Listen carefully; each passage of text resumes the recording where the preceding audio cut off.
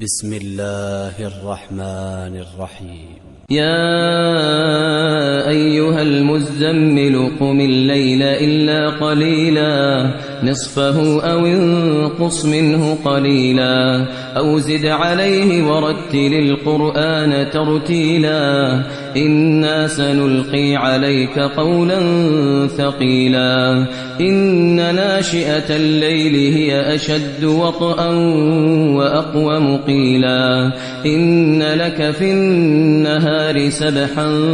طويلا واذكر اسم ربك وتبتل إليه تبتيلا واذكر اسم ربك وتبتل إليه تبتيلا رب المشرق والمغرب لا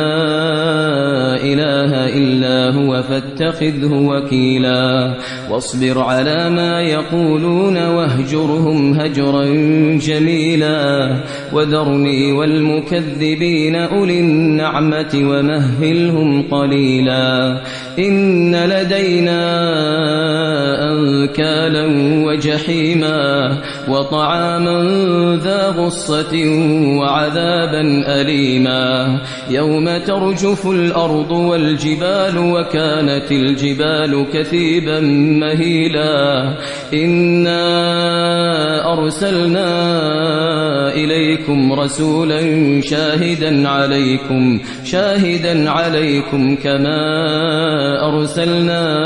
إلى فرعون رسولا فعصى فرعون الرسول فأخذناه أخذا وبيلا فكيف تتقون إن كفرتم يوما يجعل الولدان شيبا السماء منفطر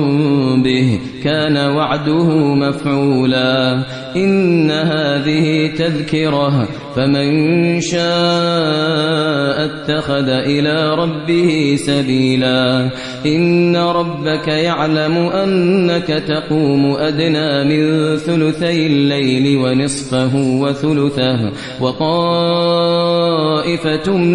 من الذين معك والله يقدر الليل والنهار علم أن لن تحصوه فتاب عليكم فاقرؤوا ما تيسر من القرآن علم أن سيكون منكم مرضى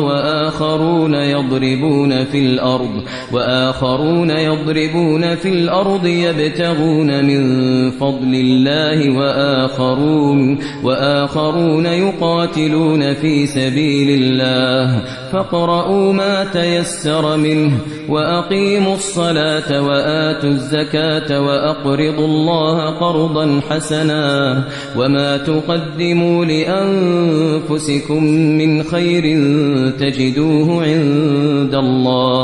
تجدوه عند الله هو خيرا